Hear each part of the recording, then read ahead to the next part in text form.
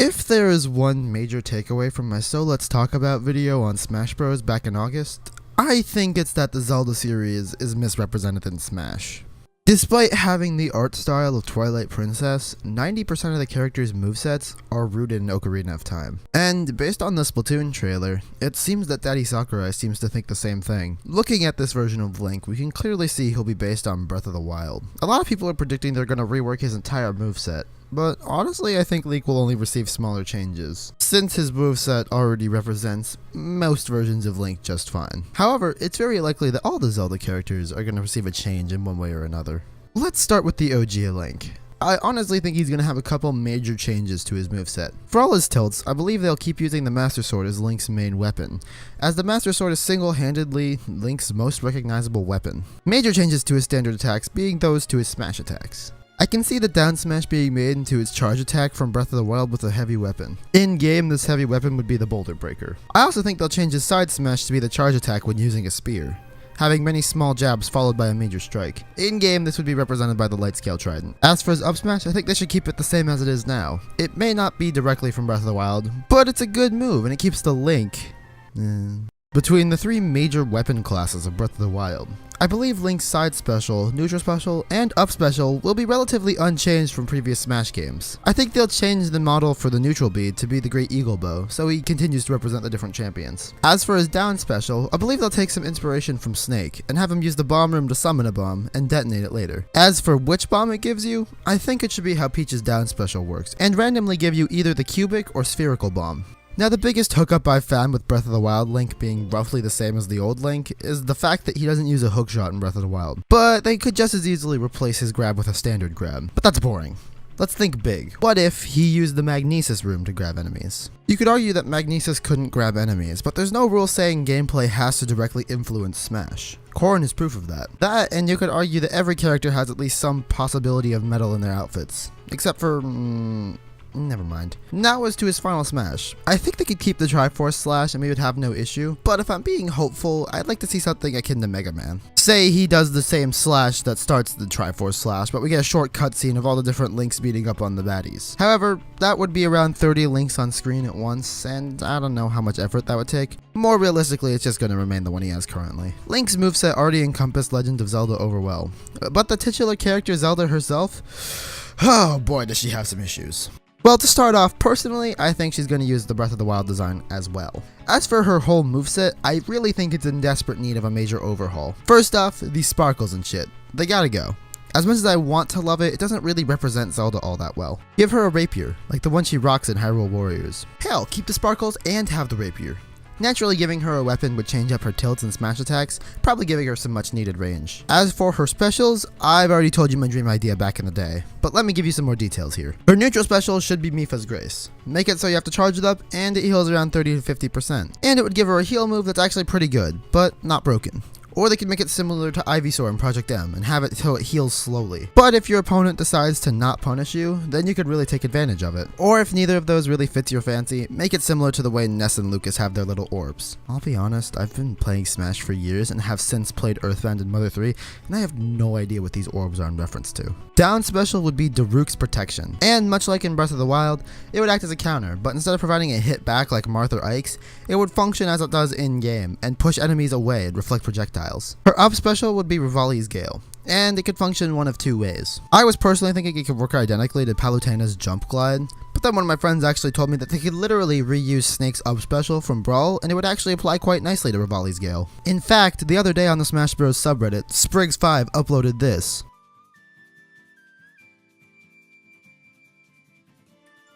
Which is actually exactly what I pictured for this. A small thing they could add, but I'm not sure if they would add, would be having the updraft that comes from Rivali's Gale to slow falling for enemies as well. I'm picturing a similar effect to the Pokemon Stadium's flying segment. Her side special will be Urbosa's Fury. I think it would only have lightning going one direction, as opposed to a large circle like how it functions in game. As for her final smash, let the champions do their thing. Similarly to before the final boss in Breath of the Wild, have a cutscene of all the champions taking aim and firing, and have the stage get randomly blasted.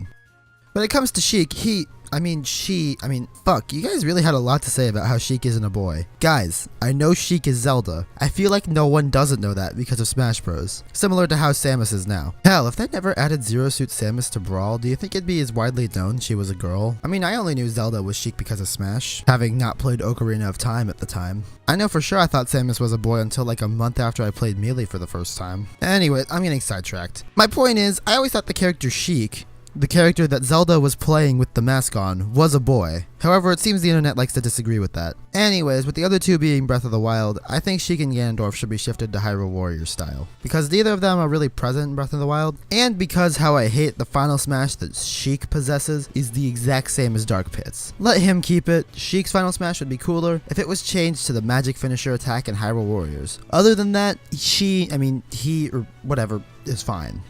Ganondorf is where this gets really difficult. I believe he should have a moveset based off his appearance in Hyrule Warriors. In Hyrule Warriors, he spouts two different weapons, the Great Swords and the Trident. Purely because I think that the Great Swords are a million times more threatening looking than the Trident, I think he should use those primarily. In particular, I think his attacks could be based off different attack strings in Hyrule Warriors. As for his specials, that's where things get more difficult. I think his neutral special will be based off this finisher, in which he raises up his sword and shoots a ball of energy at his opponents. He could charge up the blast before letting it unleash from his blade. His side special would be based off this combo finisher in Warriors, except instead of shooting horizontally at different angles, they could shoot vertically. His down special could also be taken out of Warriors. Ganondorf's strong attack in that game was a meter, and as he fought, the meter filled up. When used at different points in its charge, it let out varying blasts of power. This could translate well to Smash. Like Little Mac as he fights and gets smashed by people, the meter will change, and he could choose to use his down special, to varying success. As for the up special, I think he could use his strong attack with the Trident. He will initially float for a second, like Fox, and in this time, the player could choose which direction he will throw his Trident in. The Trident goes, and after a short delay, so will Ganondorf. As for his final smash, while I would love to see a transformation based off Ganon mode in Hyrule Warriors, I think it's infinitely more likely we'll get a reskinned Beast Ganon. This isn't really a problem though, because honestly his final smash fits the character really nicely. Just update it to the Warriors design and maybe add some malice and it'll be perfect. Now we come down to the last Zelda veteran, Toon Link, and well, I think they should change absolutely nothing about him. With Link supposedly changing, Toon Link will only feel more distinct, and he was already different enough as it is. Undoubtedly, they're gonna make a stage for Breath of the Wild.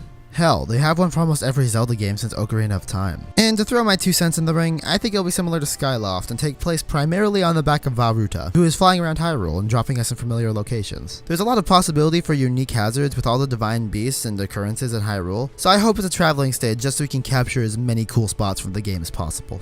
Now, I know I've dragged on a lot about Zelda, but the one thing that everyone looks forward to in new Smash games is newcomers. And well, I think Zelda has all the bases. They have all the main characters, and 2 characters that represent arguably the most famous Zelda game, and the style of the other half of Zelda games, respectively. But any newcomers from older Zelda games I wouldn't really object to.